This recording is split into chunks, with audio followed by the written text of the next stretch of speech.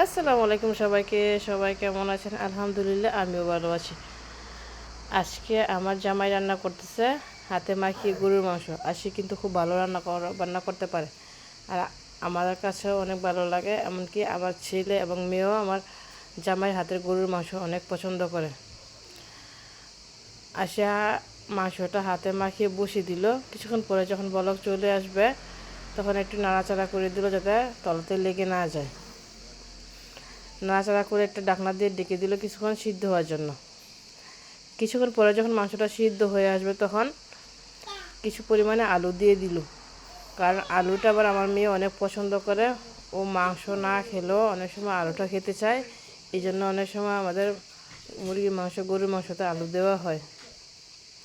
তারপরে ঢাকনা দিয়ে ডেকে দিলাম। কিছুক্ষণ পরে একটু গরম পানি দিয়ে দিলাম।